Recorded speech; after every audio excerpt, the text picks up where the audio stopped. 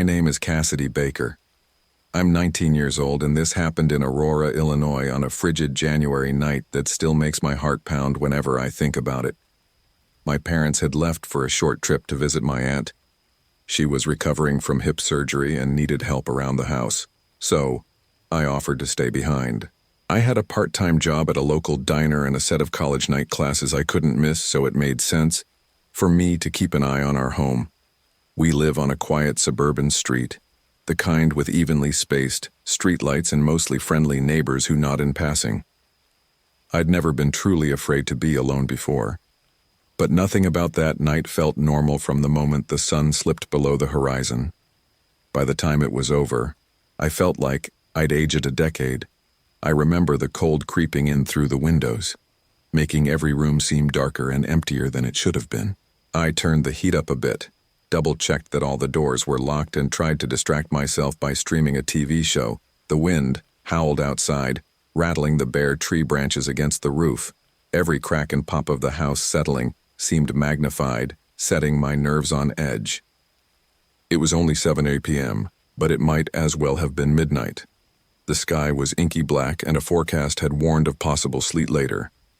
My parents had texted to say they'd arrived at my aunt's house safely, so at least I had that small reassurance. I moved to the kitchen to make myself a cup of tea, but something flickered in the corner of my vision, just a flash of movement through the front window. I froze and stared out into the yard. At first, I thought it was a trick of the streetlight, but I swear I saw a figure drift past the mailbox and vanish into the deeper shadows near our large oak. My pulse thudded in my ears, telling myself I was just being jumpy. I grabbed my phone, in case I needed to call someone. The yard lay still. It could have been a neighbor taking an evening walk, or maybe a reflection. Even so, a knot of dread tightened in my stomach. I made my tea and tried to calm down.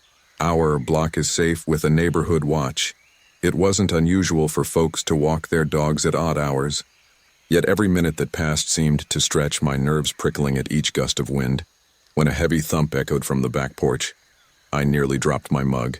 The motion sensor light outside blinked on, flooding the yard with a cold, yellowish glow. I flicked the kitchen light switch off to see better outside. Pressing my face near the glass, I scanned the yard.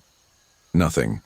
No dog, no raccoon, nothing that might have caused the motion sensor to trigger. But it had definitely come on, and I couldn't ignore the dread creeping up my spine. I decided to be proactive. I pulled on a jacket, slid open the back door just enough to peer out, and called, "Hello?" only to be answered by a blast of icy wind. My breath clouded in front of me, seeing no footprints in the thin dusting of snow, just my old footprints from earlier that afternoon. I told myself maybe a falling branch had spooked the sensor. Still, as I locked the door again, I felt uneasy. My heart wouldn't slow down. Despite the chill, my skin felt hot and clammy. To shake it off, I texted a couple of friends, hoping to see if they were free to hang out or come over. It was a Wednesday, though, and most of them had class early the next day or were stuck at work. Everyone apologized that they couldn't drop by. I forced a laugh, telling them I was just being a baby about staying home alone. That was the last time I'd feel remotely amused all evening. Around 8:30 p.m., I threw a frozen pizza in the oven, planning to munch on something and distract myself with another TV show. Right as I was about to sink into the couch, the doorbell rang. The sound jolted me upright like a lightning bolt. We rarely get visitors that late, and with my parents gone, it was extra unsettling. I crept to the foyer and peeked through the small glass pane at the top of the door. At first I saw no one, just the streetlight glow. Then I caught the edge of a black coat disappearing from view as if someone hurried off the porch. My first thought was maybe it was a package delivery, but that usually didn't happen so late. Curiosity warring with dread, I unlatched the door's chain and eased it open. The porch was empty, the night air slicing through my sweater. I glanced down at the welcome mat and saw no package, no note, nothing. It was as though whoever rang the bell vanished. A faint echo of footsteps reached my ears, maybe heading down the sidewalk. Or maybe it was my imagination, My whole body felt tense. After locking the door again, this time adding both the deadbolt and the chain, I tried to peer out the window, but the yard was deserted. I returned to the oven and pulled out the pizza, nearly burning my hand because my nerves made me shaky. Every bite tasted like cardboard, my anxiety making it impossible to enjoy food. The house felt huge and silent around me, the furnace kicking on with dull roars that made me flinch. I clicked on the local news, desperate for normalcy, only to find the anchor reporting a spree of home burglaries in the nearby county. Terrific. That was exactly what I didn't need to hear. I forced myself to turn the channel, but each station brought more tension. Accidents, arrests, weather warnings. My reflection in the TV's dark screen showed wide eyes and a taut expression. I looked as freaked out as I felt. A sudden scraping sound shattered the quiet coming from the sliding door in the living room. My stomach lurched. It sounded like metal dragging across glass.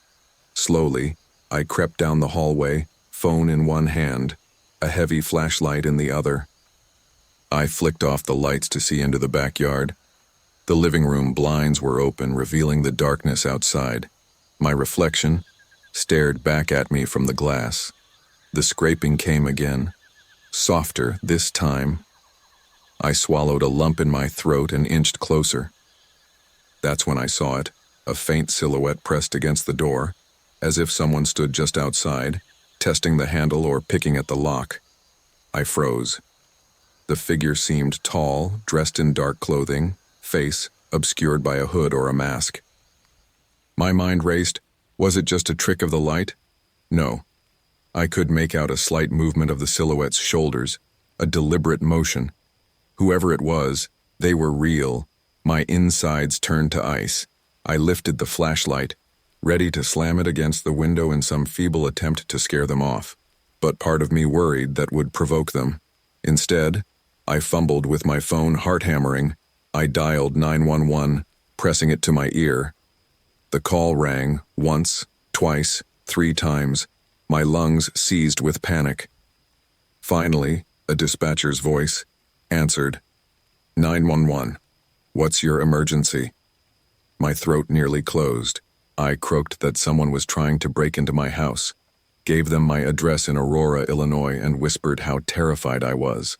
The dispatcher told me to stay on the line, lock myself in a room if possible, and wait for police. She promised an officer would be on the way immediately.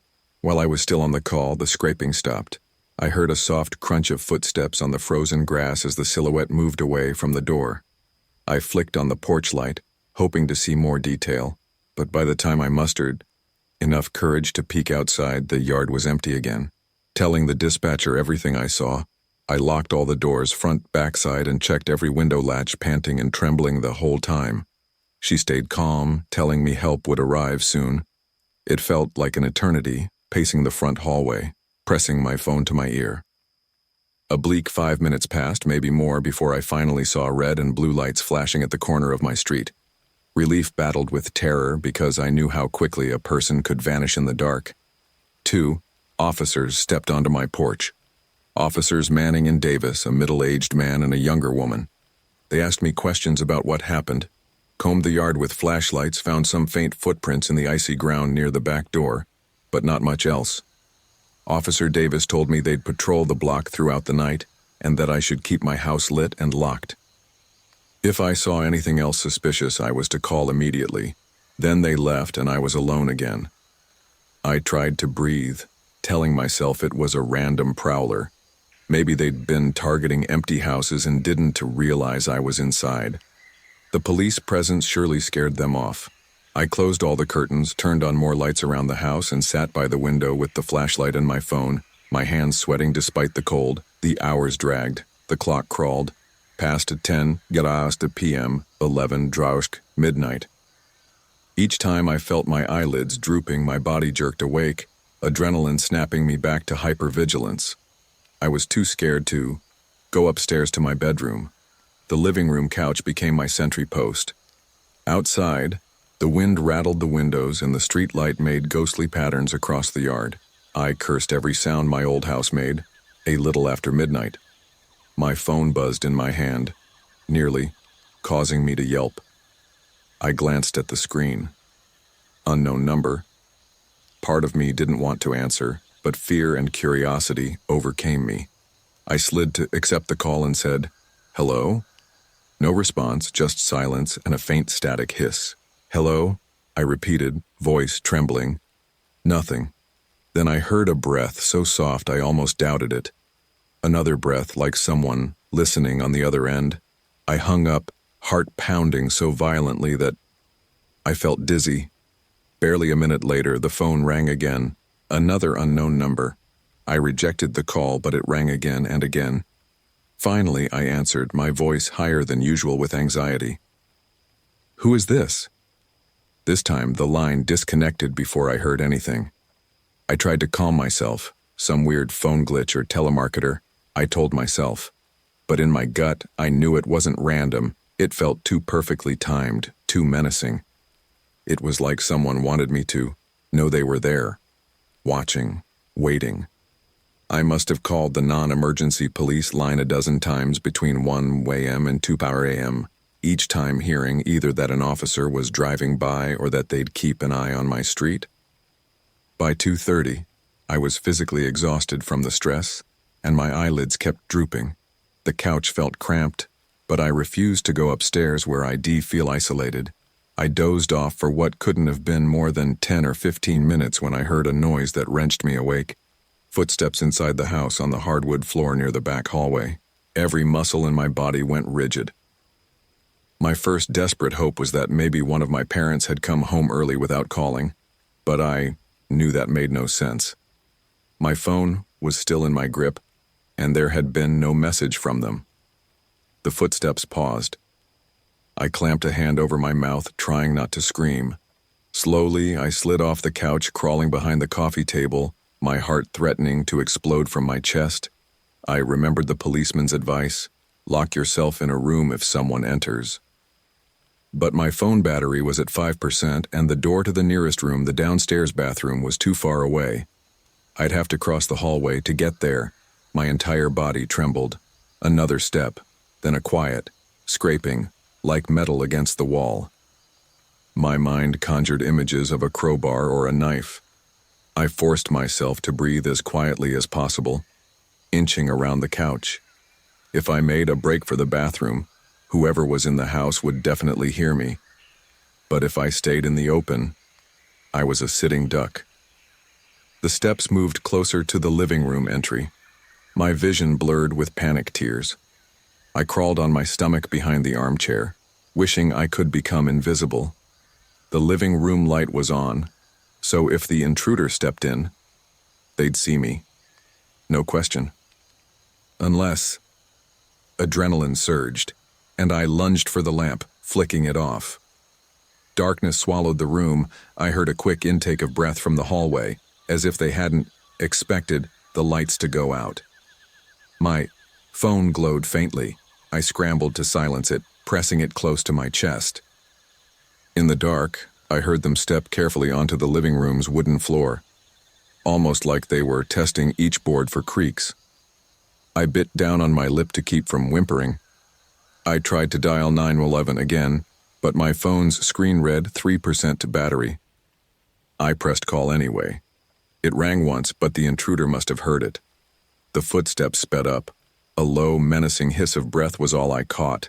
I bolted to my feet, adrenaline overriding caution, and sprinted for the stairs, phone still ringing. A hand swiped at my sleeve. He was that close. I wrenched free and dashed up the steps, stumbling over the top riser. My phone slipped from my grasp, clattering across the floor. Panic roared in my ears.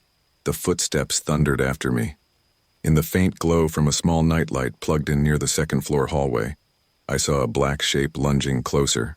I scrambled to my bedroom, slammed the door, and turned the lock. My hand shook so badly it took 2 tries to engage it. My phone was outside, worthless now. Pressing my ear to the wood, I heard heavy breathing on the other side, a quiet shuffle of feet. Then a laugh, soft and low, almost disbelieving, as if he was enjoying the terror he caused. The doorknob rattled. I gasped, stepping back. In the far corner of my room stood a small desk. The only weapon I could think of was an old softball bat, hidden in my closet. I dashed to retrieve it, my mind churning. The knob jostled again, harder this time, but the door held. The intruder muttered something I couldn't make out, followed by a sharp scraping sound at the lock. I braced the bat in my trembling hands. My only option was to stand there, waiting, praying the lock would hold until the police arrived, if my call had even gone through. My phone had rung only once.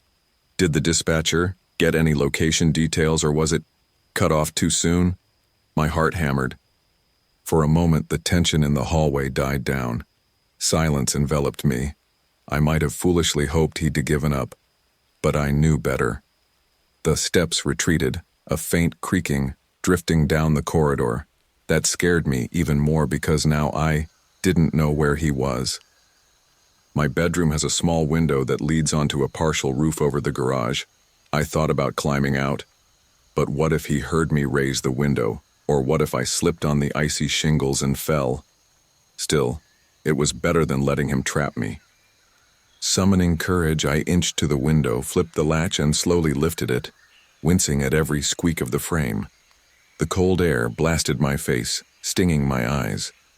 I leaned out to gauge the drop. If I crawled out carefully, I might be able to jump from the low roof onto the snowbank below. It would hurt, but probably not kill me. I hoisted one leg over the sill, gripping the window frame so I wouldn't tumble out head first. My breath plumed in the night air. Then, behind me, the sound of splintering wood tore through the silence. He was prying the door open. My heart lurched. I clenched the bat in my free hand, half in, half out of the window. The door cracked, pieces of the frame snapping under force. He must have found a crowbar or something to wedge it in the latch. I had seconds. Fear nearly paralyzed me, but survival instinct kicked in. I dropped the bat out onto the roof, then hauled myself the rest of the way through the window. I landed awkwardly on the frosty shingles, scraping my knees, gasping as the cold bit through my pajama pants. Inside, I heard the bedroom door slam open. A harsh beam of light, probably from his flashlight, swept over the room. I stayed as still as possible, pressed flat against the slope of the roof, praying he wouldn't look out the window. But I heard footsteps stomp across my floor, approaching the opening. My heart thumped so loudly I was sure he'd hear it. The flashlight shone out the window, slicing the darkness. It skimmed over me for a split second. I shut my eyes tight, hoping I'd blend into the darkness. The wind rattled the gutters, making the beam dance across the shingles. Then the intruder muttered a curse, the beam shifted away, and the footsteps retreated from the window. My body shook uncontrollably. I gripped the bat, my only weapon, while the freezing air gnawed at my exposed skin. I told myself to move, find a way off the roof, but I was petrified. Another minute crawled by, an eternity of trembling in the icy wind. Then I heard movement inside again, as if the intruder was rummaging through drawers or rummaging under my bed. A crash, maybe my lamp or computer monitor, hitting the floor. He sounded furious. My mind screamed, urging me to get down, find help, do something. Inching along on my stomach, I slid toward the edge of the roof. Below me lay a patch of snow over the bushes that might cushion my landing. I swallowed my terror and lowered my legs. Then, with a soft grunt, I dropped a few feet, hitting the bushes with a muffled thump that knocked the wind out of me. Pain flared in my ribs, but I scrambled up, bat in hand. The night air was silent, except for my ragged breathing and the rush of blood in my ears. At the corner of the house, my only thought was to flee to a neighbor's. Our closest neighbor was old Mrs. McCullough, but she kept her lights off after 8 p.m. Another neighbor was a younger couple, the Smiths, but their place was across the street, which felt like a mile away in my frightened state. Still, it was my best bet. I set off at a crouch, half expecting the intruder to leap out of the window behind me. My socks slid on the ice coating the driveway, so I kicked them off and ran barefoot, feeling every sharp pebble and icy sting. The adrenaline overshadowed the pain. Halfway across the street, I realized the lights in the Smiths' house were out except for a dim lamp in the front window. I pounded on their door anyway, choking on sobs, sure that the intruder might be right behind me. For several panicked moments there was no response. Then, to my relief, Mr. Smith cracked the door open, confusion and alarm etched on his features. I practically collapsed into his arms, screaming about someone in my house. He and his wife ushered me inside, quickly shutting and locking the door. They grabbed their phones and called 911 while I crouched on their living room floor, trying to catch my breath. My bare feet were bright, red with cold, my knees scraped. I struggled to make sense, words tumbling out in frantic bursts. All I could say was that a man broke in. I escaped through the window. He was still inside. Mr. Smith fetched a blanket and wrapped it around me. My teeth clacked so violently I could barely speak. Mrs. Smith kept telling me, "It's okay, you're safe here." But I couldn't shake the images from my mind, the door splintering, the heavy footsteps, that menacing laugh. Within 10 minutes, though it felt like an eternity, red and blue lights illuminated the front yard. 2 squad cars screeched to a halt in front of my family's house, and a third pulled up near the Smiths' driveway. Officers rushed out, guns drawn, to surround my place. From the safety of the Smiths' window, I watched a tense standoff unfold. For a moment, I saw a shadowy figure in my upstairs window, the same room I'd just escaped. Then a crash of glass, and that silhouette was gone. Officers shouted commands. One ran around the side of the house, shining a flashlight up at the roof. Another group stormed inside. I could only imagine the chaos within those familiar walls. Minutes ticked by. Eventually, I saw an officer emerge, shaking his head. No suspect in hand, my heart sank. They'd searched the entire property, apparently, but the intruder had vanished, likely jumped from a window or slipped out a back exit. I half expected them to say they'd found a hatch or a secret passage, because it made no sense how he'd fled so fast. But the details remained murky. One officer walked over to update me and the Smiths. He confirmed signs of forced entry, my bedroom door, busted, things strewn everywhere. Strangely, none of our electronics, jewelry, or other valuables appeared to be taken. It looked more like the intruder had rifled through personal items, as if searching for something: photo albums, old notebooks, or maybe documents. The officer speculated that it might have been an attempted burglary or someone hopped up on drugs. But the methodical destruction in my bedroom felt eerily personal. I had no idea who could hate me enough to do this or why. The police took my statement for a second time, question after question. All I could say was I never got a good look at his face. Dawn eventually broke with a bleak gray light. I felt hollow, like the shock was wearing off and leaving me an empty shell. The police recommended I stay elsewhere until we could better secure the house. The Smiths offered to let me sleep on their couch for the day. I thanked them, tears welling up in my eyes, grateful for their kindness.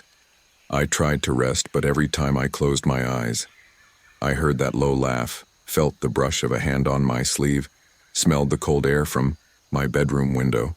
A detective arrived that morning to dust for prints and analyze the footprints outside, but I never heard if they found any solid leads. My parents rushed home, horrified. They apologized for leaving me alone, though it wasn't their fault. None of us saw this coming. The days after were a blur of police calls, new locks, an upgraded security system, and me jumping at every slight noise. I quit my diner job, too traumatized to sleep alone while my parents were at work. I'd pace the halls at night, bat clutched in my hands, replaying the event over and over. The phone calls from unknown numbers continued sporadically, always silent. I changed my phone number, but I still got that prickle of fear whenever an unfamiliar caller popped up. Eventually, the calls stopped, almost like whoever it was had moved on. To this day, I have no answers. I don't know who that intruder was, or what he wanted, or why he seemed to relish tormenting me. Sometimes I wonder if it was a neighbor, someone who had been watching me for weeks, learning my parents' schedule. The idea makes my stomach twist. Other times, I tell myself it was an opportunistic criminal who got a sick thrill from scaring me. But the way he methodically tried the sliding door, then the phone calls, then forced his way in, that felt planned, personal, and that final rummaging through my bedroom, as if he was desperate to find something. It haunts me. I've moved out of Illinois now, attending college out of state. My parents sold that house. They didn't want me to carry the memory of that night forever. It's funny how a place can go from being your safe haven to the stage of your worst nightmare.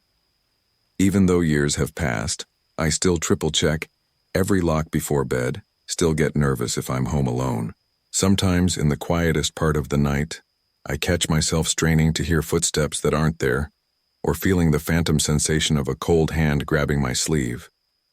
It's a fear that burrowed itself inside me and refuses to fully let go. People who haven't experienced a real home invasion might think they act bravely, or that it wouldn't be that bad. They imagine heroics or fancy moves with baseball bats. But I know the paralyzing terror of hearing a stranger's breathing outside your bedroom door. I know the helpless feeling of your phone battery dying at the worst possible moment. It's a kind of dread that can't be easily described. Every nerve on fire, your thoughts jumbled, your only logic telling you to get away, hide, survive at all costs. When I dream about it, I always wake up drenched in sweat, disoriented. It's not a ghost story or a slasher flick, it's a real memory that resurfaces again and again. I share my experience not because I want sympathy, but because I want people to understand that horrible events can unfold in the most ordinary settings. A quiet neighborhood in Aurora, Illinois, on a night that shouldn't have been any different from the rest. There was no ominous warning or clear reason why it had to be me. And that, in a way, is the worst part of it. It was random, or at least it felt random to me. One moment I was trying to enjoy a peaceful evening alone. The next I was on the roof in freezing temperatures, fleeing for my life. I often wonder what would have happened if I hadn't had the courage, or desperation, to climb out that window. How close was I to being attacked if he'd grabbed my arm more firmly at the stairs? The what-ifs can drive me crazy if I dwell on them too long. Therapy helped a bit, teaching me coping mechanisms for anxiety. My parents were supportive but also guilt-ridden, as though they had any responsibility for something they couldn't have predicted. I told them 1,000 times it wasn't their fault. It was pure chance. Evil walked onto our porch that night and decided to pick our house. The weeks following the attack, the police kept me updated. They tried running the footprints through their database, matched them to some generic shoe size, but that was hardly a breakthrough. The silent calls were traced back to disposable burner phones. No arrests were ever made. I had trouble sleeping, replaying the detective's words. We'll do our best, but sometimes these criminals slip away. The frustration of not knowing who was behind it and the terror of thinking they might come back gnawed at me every time darkness fell. Eventually, the calls stopped, the house was put on the market, and we moved on with our lives, at least on the surface. Scars remain, though. I carry pepper spray and a pocket knife in my bag at all times now. My apartment door has 3 separate locks. Even here in a city miles away, I can't shake the feeling of being watched when I'm alone in the living room at night. A random creak in the wall can send me into a spiral of memories. The scraping at the sliding door, the slow steps in the hallway, that single moment of eye contact as I ran up the stairs. I only saw a fraction of his face, but it was enough to brand itself in my mind. I can't describe it beyond the vague impression of a stubbly chin and a glimpse of narrowed eyes. Yet sometimes I imagine I see him in crowds, scanning faces, my pulse racing, until I realize it's just someone who looks vaguely similar. People assume that once the danger passes, you just move forward. But the body doesn't forget. My anxiety flares in random situations, like hearing a random person's heavy footsteps behind me in a parking garage. I can't help but clench my fists and remember how it felt, hearing those same heavy steps on my stairs. I've come to accept that I'll probably never be completely free of it. Maybe that's how we survive, by acknowledging the scars and working around them, learning to live again despite the fear. I'm 19 now, well, almost 20, and I'm trying to plan a future that isn't dictated by nightmares. Some nights I do feel strong, like I've gained a resilience I never had before. Other nights I jolt awake in terror, certain I'll see a silhouette in my doorway. But each sunrise reminds me that I survived. And maybe that's enough.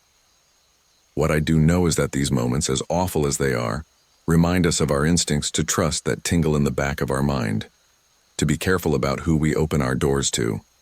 I share my story so that maybe someone else reading this will keep their phone charged, check their locks, pay attention if they think they see a strange figure in the yard. It's not about living in fear, it's about understanding how quickly normalcy can shatter. This is my story, one I never wanted to have to tell, but it's mine nonetheless. I'll always remember that single night in Aurora, Illinois, as the moment my perception of safety cracked. The intruder's footsteps, the phone calls, the surreal flight onto the frozen roof, those details stick like barbed wire in my memory. Maybe time will dull the edges, but it'll never erase them completely. And so, each morning I wake up alive, free. I remind myself that I'm lucky. Lucky to have escaped. Lucky to have neighbors who cared. Lucky that the worst didn't happen even if it came horribly close. I wish I had a satisfying ending, like the police catching the man, unmasking him, explaining why he did it. But that never happened. Real life is messy. Sometimes the worst people just vanish like phantoms, leaving us to deal with the rubble of our shaken lives. I've made some peace with that uncertainty, though. Survival is messy too, but it's enough. I have my life. My family is safe. Someday I hope I'll feel safe in a home with the lights off, or maybe even manage to sleep through a storm without jolting awake at every thunderclap. Until then, I keep going, because that's all we can do after living through a terror that could very well happen to anyone, anywhere on a quiet street in Illinois.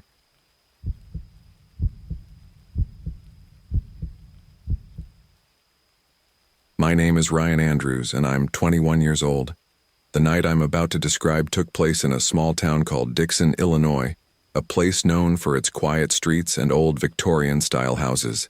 If you're not from here, you might only have heard of it once or twice in passing. But for me, it was home. I never used to believe anything truly horrible could happen in Dixon. It's the kind of town where people leave their doors unlocked during the day, and the main drama is whether the local high school football team will make it to state. But that comforting illusion shattered one stormy evening when I found myself alone, cut off by the weather, and forced to confront something I never saw coming.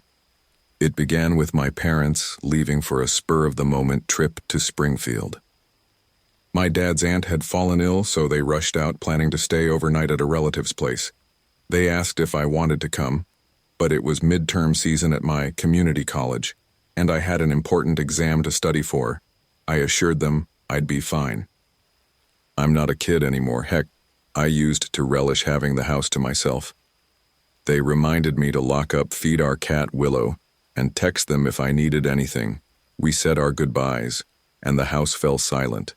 That unique hush that descends when you realize you're the only one left inside four walls. Our home is an older Victorian model built in the 1920s.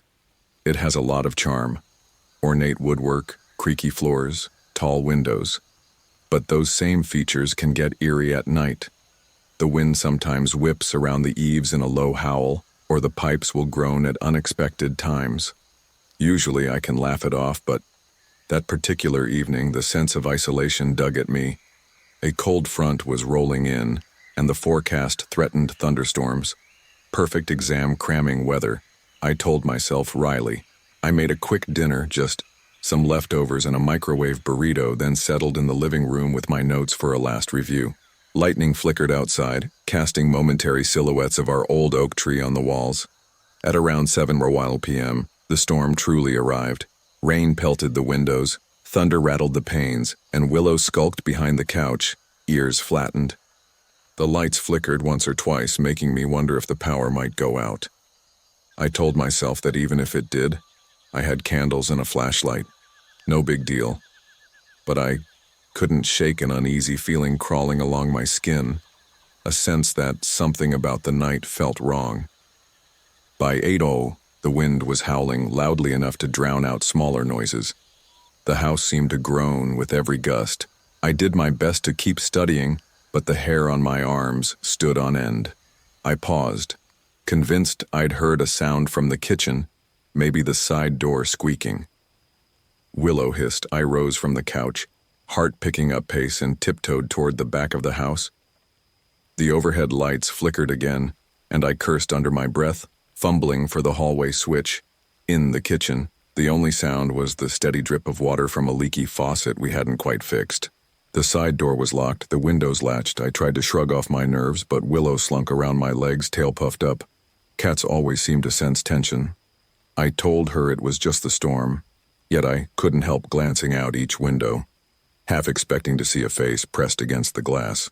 All I saw was the reflection of our cozy kitchen counters in the black night, and a watery sheen on the driveway from the downpour.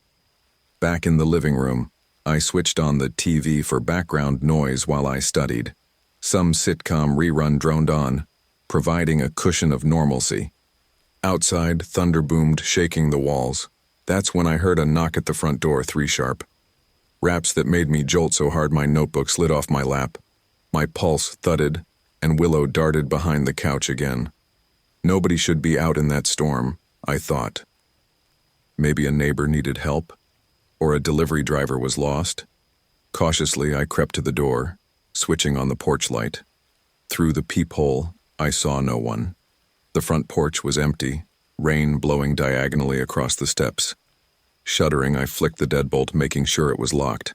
I hovered there, waiting to see if I'd hear footsteps retreating, but there was nothing, just the wind and rain.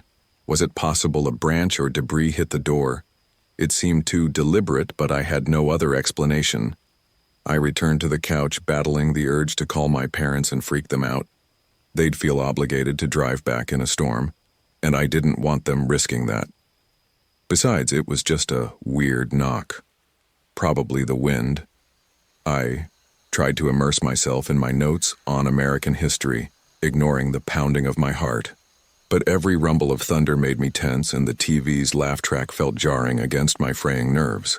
Then came another noise, this one from upstairs. It sounded like something sliding across the floor. My entire body went cold. I told myself maybe a window had been left open in one of the bedrooms, and the wind was pushing items around. Summoning courage, I took a flashlight from the kitchen drawer. Even though the power was still on, the overhead lights seemed to flicker ominously, and I wanted extra security. Climbing the stairs felt like trudging through a nightmare. Each step creaked underfoot, and the wind battered the roof overhead. Rain hammered the windows at the stairs landing, rivulets distorting the outside world. At the top, the hallway was dark except for sporadic flashes of lightning from a window at the far end. Willow meowed behind me, and I nearly jumped out of my skin. I placed a shaking hand on the doorknob to my parents' bedroom and pushed it open. The room lay empty, the curtains drawn, the bed neatly made, the overhead light flickered. Everything in place, no open windows. I flashed the beam of my flashlight around. Nothing stirred. Next, I inched toward my own bedroom door. The door stood ajar. I was sure I'd left it half open, so that was normal. But as I stepped inside, my pulse soared. My desk chair was overturned, books scattered on the floor. That wasn't how I'd left it, my stomach lurched. The window near the desk was locked tight, not even a crack. Yet something had knocked the chair over. The storm seemed to roar louder, as if mocking my fear. Lightning strobed, and for an instant I thought I saw a faint shape in the mirror. But it was only me, wide-eyed and pale. Swallowing hard, I forced myself to set the chair upright. A million explanations raced through my mind. Maybe it was precariously balanced, and the wind from under the door knocked it over. But that seemed unlikely. My gut screamed that someone had been in here. Or maybe they still were. A chill crawled up my spine. I checked the closet under the bed behind the curtains. Nothing. The room was empty, except for me and Willow, who arched her back, hissing at shadows. I rushed back downstairs, adrenaline making my head swim. It was around 9 p.m. The storm showed no sign of letting up. I decided enough was enough. I'd call the non-emergency police line, ask them to do a quick drive-by. Before I could dial, the lights flickered again. This time, they blinked out completely. Darkness swallowed the house. The TV cut off mid-laugh track, plunging everything into a horrifying silence broken only by the wind and thunder. My phone's screen glowed faintly, and I scrambled to tap on the flashlight function. I nearly dropped the phone when the screen lit up. In that instant, lightning flashed outside, and I caught a glimpse of something at the living room window, a silhouette, definitely shaped like a person. They were gone as quickly as they appeared. My blood pounded. I stepped forward, phone held high, trying to see out into the storm. The curtains fluttered in a draft, revealing only swirling rain. But I knew what I'd seen. Someone stood there, peering in. My hands shook as I fumbled to call the police. The phone rang once, twice. A crackle, then a recorded voice, telling me there was a high volume of calls due to the storm and to please wait. I stared at the phone, heart hammering so loudly in my ears that I could barely register the recorded cue. My mind whirled. Was I the only one dealing with something more sinister than fallen tree limbs? Lightning streaked, illuminating the living room in stark white. In that flash, I caught a glimpse of the front door. A shape flickered behind the stained glass window. I pressed the phone hard to my ear, praying for a dispatcher to pick up. Another flash. The shape outside shifted, perhaps to the side porch. I hissed a curse under my breath. Come on, I begged the phone. The wait felt surreal, like an impossible joke. Suddenly, the line clicked and a harried-sounding woman answered. Dixon Police Department, what's your emergency? Relief surged through me, but it was short-lived. Before I could utter a word, thunder crashed and my phone sputtered. A wave of static replaced the dispatcher's voice. Then the call dropped. A glance at my screen showed 0 bars. The storm must have disrupted the cell tower or something. My heart lurched. No power, no phone reception, and a prowler. Outside, or possibly inside, the house. The perfect trifecta of terror. I stood there in the dark, breath ragged, brain rattling for a plan. Our landline phone might still work even if the power was out. Older lines sometimes do. The base station was in the den. I made my way cautiously across the living room, shining my phone's light in front of me. Each step felt loud, echoing in the hush. Outside, the wind slammed a heavy branch against the house, making me flinch. The darkness pressed in, and Willow mewed pitifully from somewhere behind the couch. Just as I reached the den's doorway, I heard a creaking behind me, like the sound of someone stepping on an old floorboard near the hallway. In that moment, every hair on my body stood on end. My mouth went dry. Slowly, I turned my phone's flashlight behind me, illuminating a swath of living room floor. Nothing moved, but I couldn't ignore the feeling that someone was lurking close by. Heart pounding, I forced myself into the den, nearly tripping over a footstool. The landline sat on a small wooden desk. I snatched up the receiver, hope flaring, dial tone. Yes. The relief nearly buckled my knees. I quickly punched in 911. The ring sounded in my ear, and again I prayed. After 2 rings, a man's voice answered, 911, what's your... But he cut off the line, hissed. My stomach twisted. The call had dropped, replaced with a high-pitched squeal as if interference spiked it. I slammed the receiver down, disbelief washing over me. How could the landline fail at the same exact moment? That was when I heard it, a distinct dragging sound from the hallway. It might have been a hand along the wallpaper, or shoes scraping across the floor. My entire body locked up. I pressed myself against the den wall, phone flashlight trembling in my hand. The rain battered the windows, thunder boomed, and my heart thudded so loudly I was sure the intruder could hear it. Another flash of lightning seared the windows. In that split second of brightness, I glimpsed a figure in the hallway, tall, wearing something dark, face indiscernible in the silhouette. Then, darkness returned, and I couldn't see more than a foot in front of me. For a moment, panic threatened to consume me. I forced myself to breathe, to think. The intruder was inside the house, that was undeniable now. And if they'd gotten in, presumably they'd messed with the phones. The question hammered at my mind. Why? Was it a robbery? Why wouldn't they speak up or demand money or something normal criminals do? Instead, they crept around, messing with locks, flicking knocks at the door. It felt like psychological warfare, trying to push me into panic. If that was the goal, it was succeeding. I realized I needed to get out of the house. The storm was brutal, but better to face that than be cornered inside with some intruder. Could I slip out a window or the back door? My best bet might be the kitchen side door. The police station was only a few blocks away, though running through this storm and pitch-black night was terrifying. I had no choice. Slowly, I slid along the den wall, stepping into the living room. Another flash of lightning lit up the place. For a fraction of a second, I saw a shape near the couch. My breath caught. I whipped my phone's light toward it, but found only shadows. Was my mind playing tricks? I clenched my fists, inching toward the kitchen.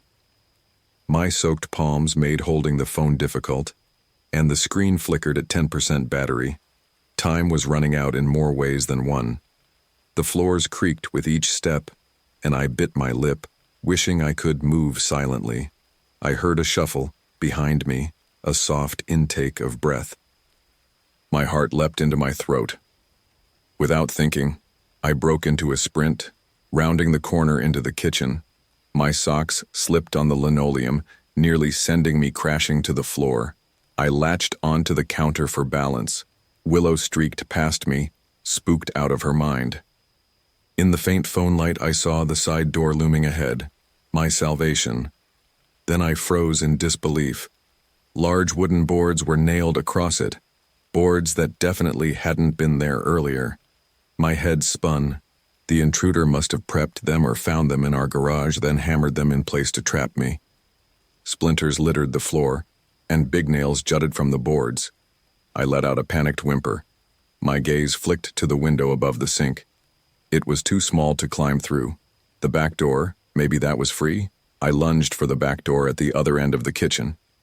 My phone's light revealed that it, too, had been barricaded chairs, from our dining room stacked precariously, a heavy table angled across the door.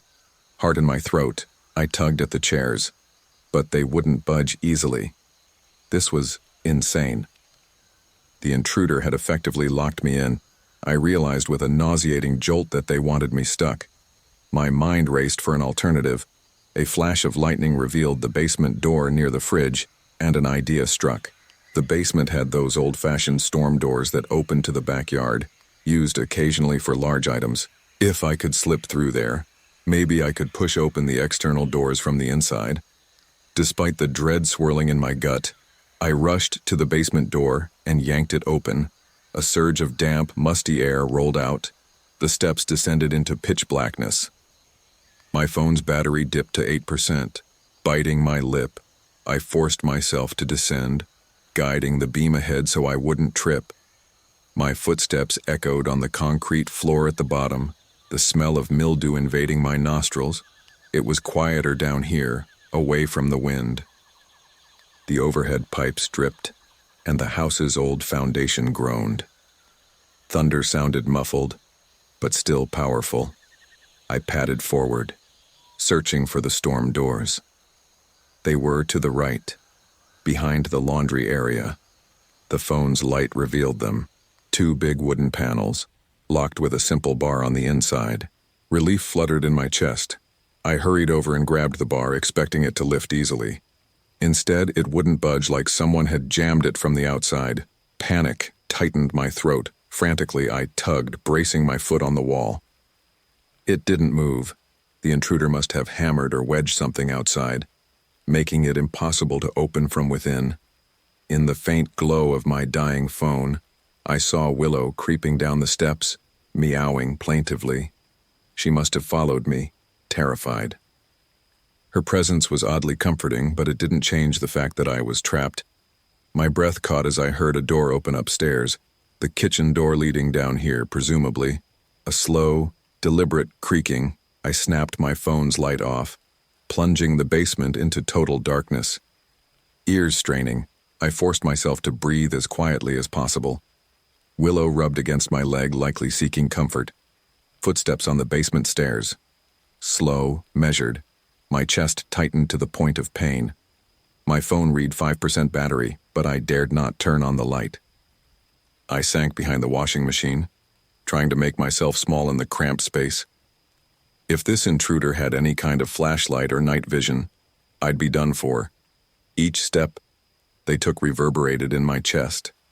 Closer, closer. My mouth was desert dry. I clenched my jaw, determined not to make a sound. A flick of light appeared.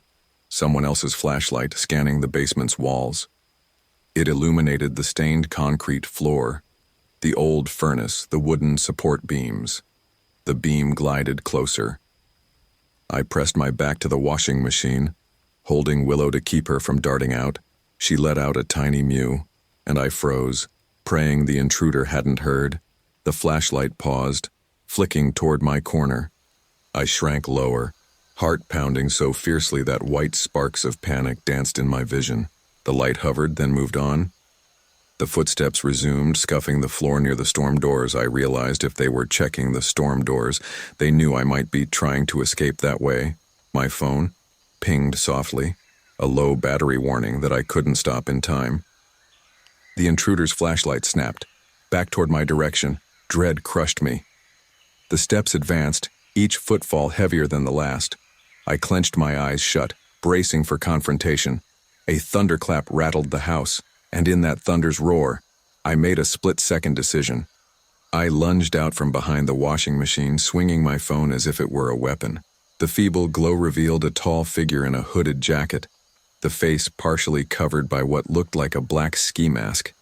They jerked back in surprise, the flashlight clattering to the floor. I glimpsed gloved hands reaching out. Adrenaline took over. I darted to the side, my shoulder slamming into a metal shelving unit. Pain erupted, but I forced myself forward, heading for the staircase. If I could get back upstairs and out a window, maybe I still stood a chance. The intruder recovered quickly. Lunging after me, I felt a gloved hand skim my back, nearly grabbing my hoodie. I wrenched free, stumbling onto the bottom step. Another hand swiped at my ankle.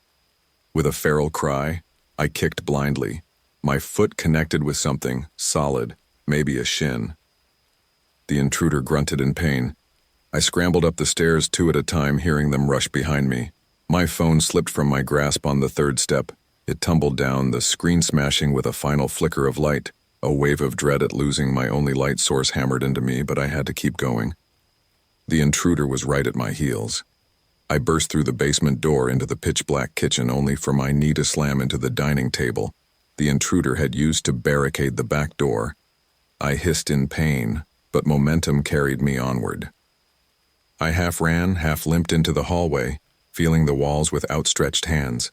The intrusion behind me fueled my adrenaline. Lightning flashed through a window, giving me a brief sense of direction. I veered left, into the living room, fumbling for the front door. If it was locked from the inside, maybe I could fling it open before they tackled me. Another jagged flash of lightning revealed the door was boarded up too, slats hammered in a diagonal pattern, almost mocking my desperation. The intruder's footsteps pounded behind me. I cast about wildly for something, anything, I could use as a weapon. My gaze settled on a heavy brass floor lamp near the couch. I seized the pole, yanking it free from the outlet, and swung it around just as the intruder rushed into the living room. The lamp connected with a dull thud against their upper arm or shoulder, and they staggered back, letting out a muffled growl. The mask they wore concealed any features, but I could sense fury in their posture. They advanced again, arms raised as if to wrestle the lamp from me. We struggled in near darkness, only lit by ephemeral lightning flickers. My arms shook from fear and exertion. They were taller and stronger, forcing the lamp sideways until it slipped from my grip. I stumbled backward, breath ragged. Something small and furry brushed my legs. Willow, hissing and clawing at the intruder's ankles. I seized the distraction, pivoting toward the stairs. If upstairs was blocked, maybe I could lock myself in a room with a window to yell for help. The intruders swore under their breath, trying to kick Willow away. The cat screeched, and I heard a scuffle.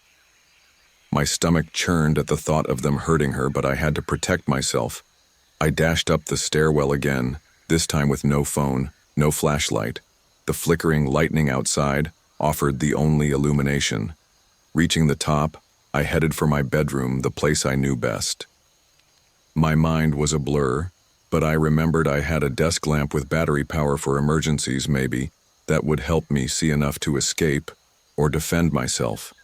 My bedroom door was half broken from earlier, the frame cracked from the intruder's earlier rummaging. I rushed inside, nearly tripping on the overturned desk chair. Groping along the desk, I found the emergency lamp, flicking it on. A small beam lit the area, revealing the chaos. The intruder's footsteps boomed on the stairs, and I spotted the baseball bat in the corner, something I used to keep from high school sports. I snatched it up, adrenaline screaming through my veins. The intruder appeared in the doorway. Lightning illuminated the mask, a dark ski mask with only the eyes and mouth exposed. They lifted one gloved hand in a strange gesture, as if telling me to put the bat down. I could barely breathe, let alone respond. Instead, I brandished the bat, voice trembling. "Get out," I yelled, though it was more of a ragged croak. The intruder didn't budge, but they seemed cautious of the swing radius. For a second, we stood there in stalemate, the storm raging outside.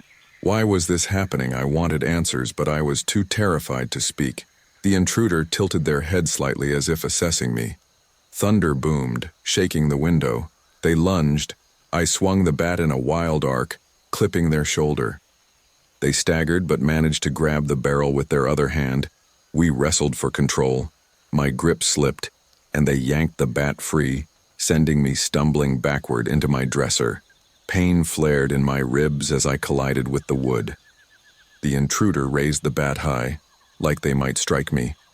Panic seized every cell in my body. In a desperate last-ditch move, I grabbed the heavy metal desk lamp and hurled it at their head. The lamp caught them across the side of the mask, snapping their head sideways. They staggered, the bat clattering to the floor. I dove for it, but they recovered faster than I expected, delivering a harsh kick to my ribs that left me gasping. My vision swam, the room spinning.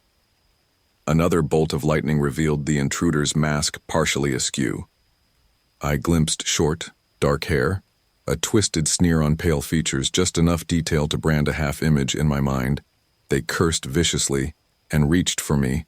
I scrabbled, backward, nails scraping the floor. My hand brushed a shard of something from the broken doorframe, jagged wood with a splintered tip. Without thinking, I closed my fingers around it, lurching forward to drive it upward. The intruder, half off balance, twisted aside. The shard grazed their arm, drawing a pained grunt. They jerked back, dropping to one knee to avoid another strike.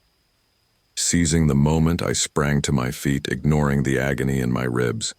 The intruder glared up at me, mask half torn, eyes blazing with anger. We locked stares for a single, excruciating second. Then, unbelievably, they bolted from the room, as if deciding I wasn't worth the trouble anymore. I heard them thunder down the stairs, each footfall echoing. I staggered after them, but my side burned so intensely that I nearly collapsed on the top step. From below, I heard the front door boards tearing. Perhaps they were removing the nails in a frantic attempt to escape. Another deafening thunderclap rattled the house. By the time I made it downstairs, the door was partially pried open, letting in a torrent of wind and rain. The intruder was gone, vanished into the raging night. I sank to my knees on the living room floor, water blowing in, my socks instantly soaked. Willow hovered nearby, fur bristling, eyes wide with terror. The house was in ruins, furniture knocked around, doors busted, boards strewn. I gulped air, mind reeling, at the realization it was over. The intruder left. But what if they came back? I forced myself up, ignoring the throbbing in my ribs, to yank the door closed as best I could. Some of the boards still clung, but there was a wide gap letting in the storm. I had no tools to fix it immediately. All I could do was push a heavy cabinet against it as a temporary barrier. The power was still out, but at least the immediate threat was gone. Adrenaline slowly ebbed, leaving me shaky and nauseated. My first thought was to check if any phone, cell or landline, worked. I used the emergency lamp from upstairs to illuminate the phone in the den. This time, by some miracle, the dial tone returned. Maybe the intruder had cut wires that got jostled free in the struggle, or maybe the storm had momentarily knocked out service. My hands shook as I dialed 911 again, praying it would go through. An operator picked up quickly and I blurted out everything in a rush: my address, the break-in, how the intruder left, and how I was alone, injured. The operator assured me officers were on the way, told me to stay on the line. Exhaustion crashed over me and I sank into a chair, lamp illuminating my bruised arms. Rain battered the house as I mumbled half-coherent details, my voice breaking occasionally. Within 15 minutes, red and blue lights strobed through the battered front door. 2 police officers arrived first, guns drawn, scanning each room. I let them in, nearly sobbing with relief. I must have looked like a wreck, damp with sweat and rain, filthy from the basement scuffle, trembling all over. They eased me onto the couch while they cleared the house. Paramedics came next, checking my ribs, shining penlights into my eyes. I answered their questions numbly, hugging Willow, close to keep from falling apart completely. Even in the chaotic swirl, I realized how lucky I was.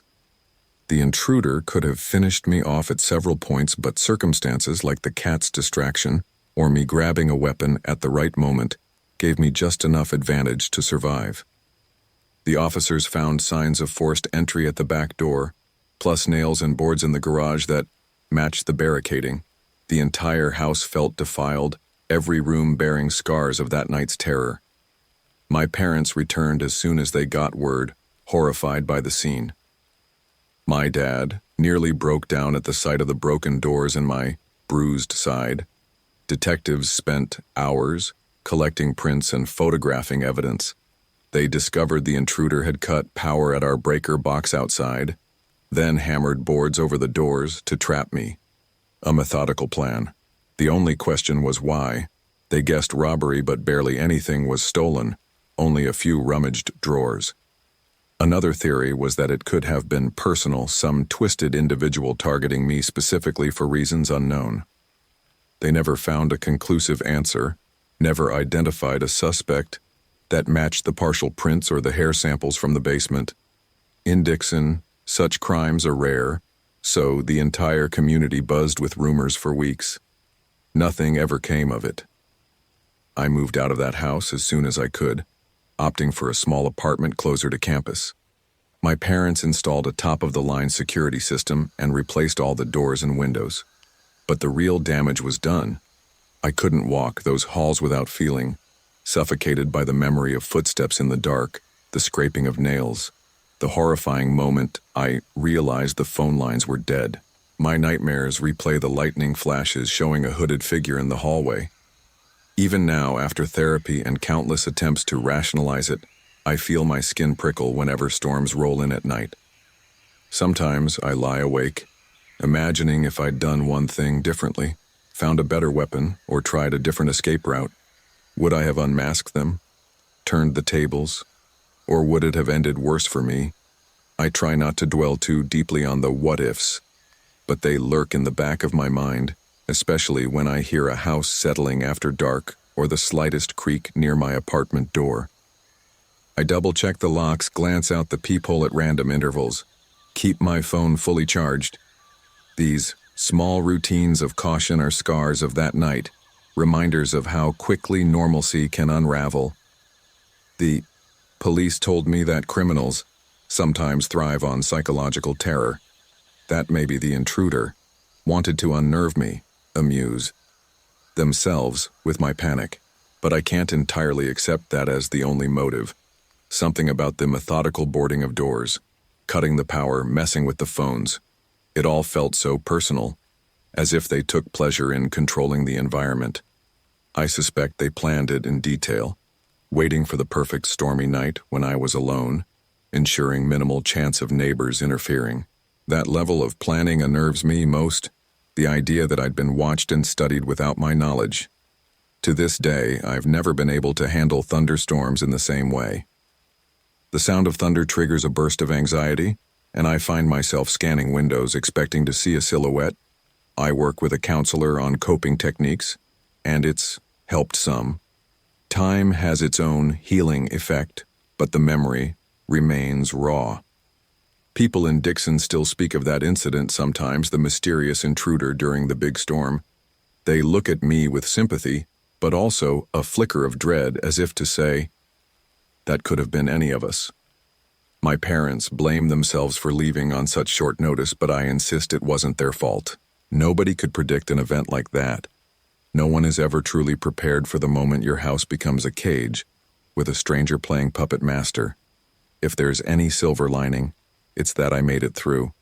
I discovered a strength in myself, a refusal to simply give up even in the face of terror. Yet it changed me forever. I lock my doors with 3 deadbolts now, keep a crowbar under the bed. I installed cameras in my new place, connected to my phone so I can check them anytime. Some might call it paranoia. But once you experience the cold shock of realizing you're not safe in your own home, you can't go back to carefree living. It's the price of survival, I guess, indeed, an endless vigilance that seeps into everyday life.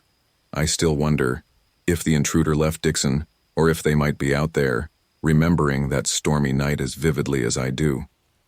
The face beneath the ski mask remains half-formed in my nightmares, an unholy hybrid of shadow and malice. The police never solved it, no one was arrested. My parents installed motion sensors and all sorts of gadgets, but after what happened, I trust no system to be foolproof. Human depravity finds a way, sometimes. And so I share this story as both warning and catharsis. Homes in quiet towns, nights of raging storms, these can become backdrops for real horror. We expect danger in big cities, well-lit neighborhoods with high crime rates. But evil can visit anywhere, anytime. Dixon might look picturesque, but on that single, unholy evening, I felt like I was living in a nightmare no locked door could keep out. People might read this and think I am exaggerating or that it's an unlikely chain of events. I'd have thought so too before that night. But I lived it. I felt the intruder's breath, tasted the metallic panic on my tongue, saw the flash of lightning reveal a masked face at the top of my stairs. That's an image that never goes away. If there's any takeaway, it's this. Never assume you're completely safe even in a place you call home. Darkness and a single determined stranger can strip away every illusion of security. Prepare as much as you can mentally and physically. Keep your phone charged. Have an escape plan. Maybe stash a weapon in reach. Because when the lights go out and you hear footsteps in the hall, you won't have time to come up with a plan. You'll act on instinct, raw survival. That might just save your life. It saved mine. I'm Ryan Andrews, and I'm 21. I used to believe my hometown was the safest place in the world. Now, I understand that safety is a fragile construct, a door that can be boarded up from the outside, leaving you trapped in your own living room with only your wits to guide you. Yet I'm here, breathing, writing, this proof that survival is possible. But I'd be lying if I said I'm the same person I was before. The storm ended, but the scars remain. I doubt they'll ever truly leave. Maybe someday I'll sleep through a thunderstorm without a jolt of terror. Maybe. For now, though, each rumble of thunder echoes with the memory of boards nailed across doors, footsteps in the dark, and the silent figure in the window who nearly stole everything from me.